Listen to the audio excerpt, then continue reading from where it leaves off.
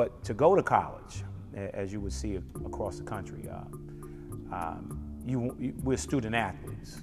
So that means we're student first and athlete second. And I didn't know if I was going to be promised to, I wanted to play in the NBA. That was my dream, my goal. I was heading towards, and I was working. But I also realized that I would not be fulfilled if I just played basketball and not graduate. And I didn't graduate on time. I needed about maybe 30 or more credits, and so I got drafted right after, So your senior year, the NBA is calling. Yes. And the lure of the finance pulled you away for a short period of time. Well, yes. I mean, always in the back of my mind, I realized that I was going to be the first person in my family to, even my mother's, my aunts, to graduate from college. And so I wanted to set a precedence. I wanted to leave a legacy, for my brothers and my sisters, and hopefully, as I become a parent, that their father graduated.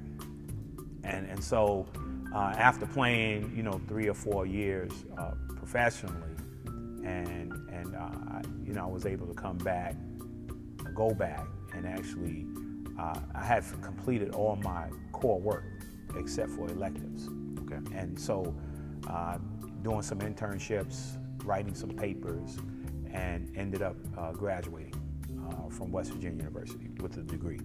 Well, I'm working on Men in Charge. Men in Charge. I believe that, and this is not an indictment on women. I love my wife. I love women, but I love men, and I feel like that we have not fulfilled, our part of the bargain. We have not, when I talk to men about what it is to be a man, most of them can't. They don't know what that is. So when I start to talk about being accountable and responsible for the things you do and say, the man is only as good as his word, and it's not just his word, but his actions. And so when I start to talk about manhood, and when you look at particularly the African American culture, families, and we see dysfunctional, it's not that my son needs me as a father, my daughter needs me as a father. The mother has been, being responsible and doing their job, right? And trying to be a man and a woman, and a lot of the problems can be solved, even if a man can't go back in the home, if he be a man. So in other words, if you make the child, just because you and the parent don't get along doesn't mean that you and the child shouldn't have a relationship. Is that what you're saying? Right, 100%. But I always believe that most of us are just males. Dr. Edwin Lewis Cole, in his book Maximize Manhood, said that we are males by birth and man by choice. You have to choose to be a man. Let's hear the school version. You, and then there's positive, and then there's negative. It's two kingdoms and two systems of thinking.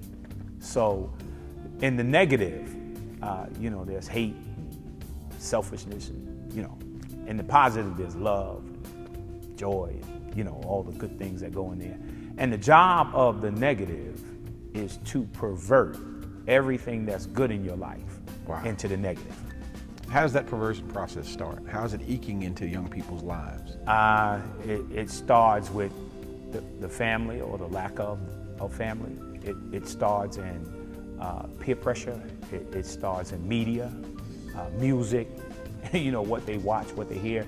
Dr. Jawan Skanjufu in his book said that by the time a kid is 16 years old, they would have seen over 265,000 acts of violence, 65,000 sexual acts. So when a kid at 16 practices mentally, begins to act out what they seen mentally, it becomes out in a violent nature. You're a nice, unassuming young man could be sitting there, and most kids that I talk about, when I talk to a young man, they're gonna talk to me about Al Pacino, you know, my little friend. Right. You know, so if I'm gonna watch that all day and I'm gonna watch violence acts all day, something I've been practicing mentally will come out. It's the same thing for me in basketball. The things I practice mentally used to come out on the court. You know, those things I used to think about, visualizing my shot and, you know, visualizing the play or seeing the play before and watching, you know, all the great players play and, you know, all those great basketball players historically and watching them and adding them to, it started to come out. When I'm on the court, Earl the Pearl Monroe started coming out. Walt Frazier started coming out. Okay. Dr. J with my one-hand floater started to come out. So the things we practice in our head, you know, it's gonna come out somewhere. In the Boys Club, your day-to-day operations, how do you take some of those positive things and inject them into these young minds without them knowing it's happening? Well, I mean, basically it starts with the relationship. You know, what I said, the perversion process. You know, then there's a conversion process, which is the job is to convert all those things that are negative into the positive. So when I see a kid, you know, and a large percentage of the kids we deal with are really good kids, you know, just being themselves, you know, just the energy a kid has.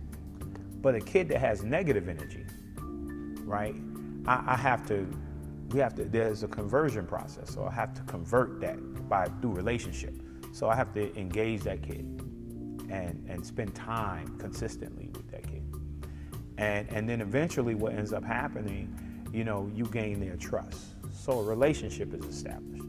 Once the relationship is established, you know, they trust you. So when I say something, or when they see me, you know, they may go over their merry way and be in the game room or in the gym, and then when I walk in, you can see if they're doing something negative, you see they start to, you know, because they see something positive, or somebody gave them some instructions, you know. And one young lady came in, and she was crying in the middle of the corridor, and I came out, and she was new, and she must have been teased that she was telling her mother she was being harassed or bullied at school. And I said to her, oh yeah, somebody's out there harassing you right now? I'll go out there right now, you know. And she looked at me and she said, no, not outside, at the school. I said, okay, I'll go with you tomorrow. I'll come there tomorrow. I'll meet you there tomorrow. What school do you go to? Wow. And she said, no, don't worry about it. Everything's okay. She stopped crying.